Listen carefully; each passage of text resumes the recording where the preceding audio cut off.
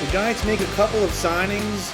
They signed veteran wide receiver Cole Beasley and running back James Robinson.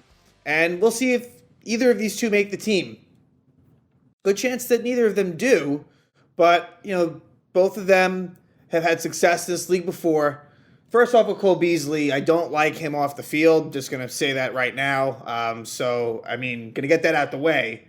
That I'm not a fan of him, and we don't have to get into that. But he's had history with Brian Daboll, with the Buffalo Bills, and Giants fans know him well from all his years with the Cowboys. He was with the Cowboys from 2012 to 2018, and this adds another slot receiver option to the Giants. Now, Sterling Shepard and Wan'Dale Robinson are coming off of injuries, so maybe they will start the season on the PUP list.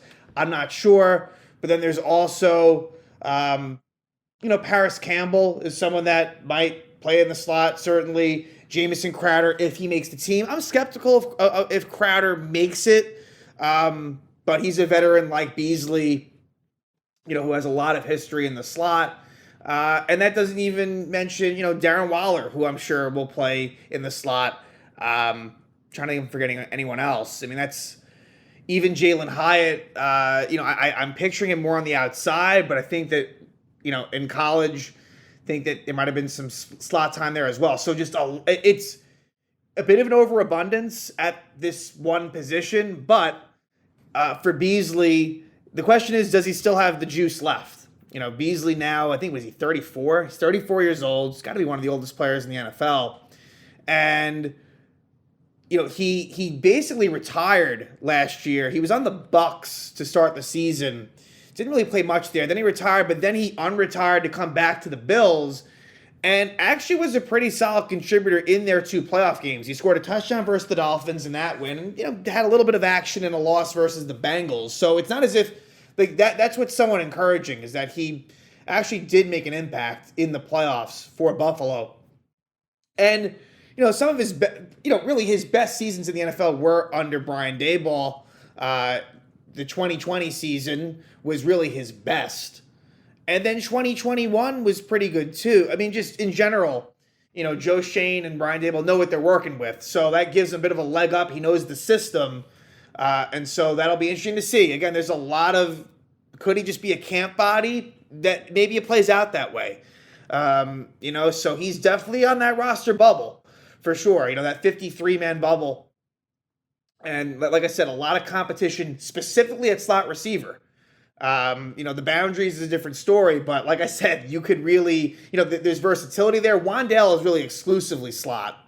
Sterling Shepard is both. I think it's a bit overplayed that Sterling Shepard's like a slot receiver only. That really hasn't been so much the case in recent years as much, but either way, some dependable targets for Daniel Jones. I mean, that's what's going on here, is that there are just a lot more options at Jones's disposal, and Cole Beasley will be one of them, and I'm sure it'll be nice for Coach Daboll to have him at his disposal. Now, James Robinson. James Robinson had a lot of success early in his career with the Jacksonville Jaguars, kind of out of nowhere, on a bad Jaguar team. He was undrafted out of Illinois State, now, and also Cole Beasley, way back when, was also undrafted before he started out with the Dallas Cowboys. Now, Robinson was an 1,000-yard rusher as a rookie. In 2020, 14 games, 1,070 yards, 7 touchdowns. Also had 49 catches for 344 yards and 3 touchdowns. He was a beast as a rookie, really was. And his second year was solid, not as good as his first year, but not terrible by any means. But then he had an Achilles injury towards the end of that 2021 season and really has not been the same since.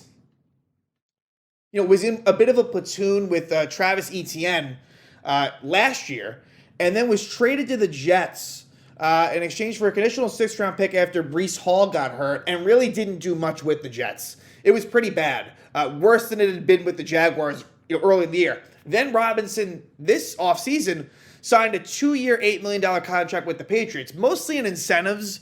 And I guess the Patriots didn't like what they saw because they just cut. On June 12th, he was cut by the Pats. So, they were not encouraged. The big reason for this is, of course, because of Saquon Barkley holding out. So that to me is what is dependent on this Robinson roster spot. I think if Saquon's back, which I think eventually he will be, I don't think Robinson lands on the roster. I don't see the fit. Like, it's interesting. If Barkley somehow sits, then I do think James Robinson can play a pretty big role. I think, in fact, I think he could be kind of the lead dog week one. But, like, Matt Breida and Eric Gray make more sense as backups than Robinson does. So if Saquon returns, I just don't see, unless there's injuries, which of course happen, and if Robinson just looks amazing in training camp. But I think that for Robinson, this is strictly a Saquon 1-for-1 situation. And not a bad option there. Again, if he can somehow get back to what he was a couple of seasons ago. Again, like, hasn't been overly promising, what you've seen from Robinson, certainly last season, and I guess what the Patriots saw in OTAs. So, but this is a nice pickup, James Robinson. I don't think it should really affect Matt Breida or Eric Gray. Like, I think those are just different situations. So it's really a Saquon thing. But like I said, a lot can happen. It's good to bring him in. Beasley and Robinson, both of them, are going to be guys that, again, have had NFL success. In the case of I think with Beasley, if he still has it in him, again, he's 34 years old. If he still has it in him, I think he's intriguing only for the reason that he knows the system. Robinson, it might take some time for him to kind of get going, but it's good insurance for sure in case Saquon, I don't expect it, but in case Saquon does decide to hold out longer than we expect. So again, Joe Shane at work here, and expect maybe some other signings to come through as well in the coming days and weeks, but the Giants do sign Cole Beasley and James Robinson.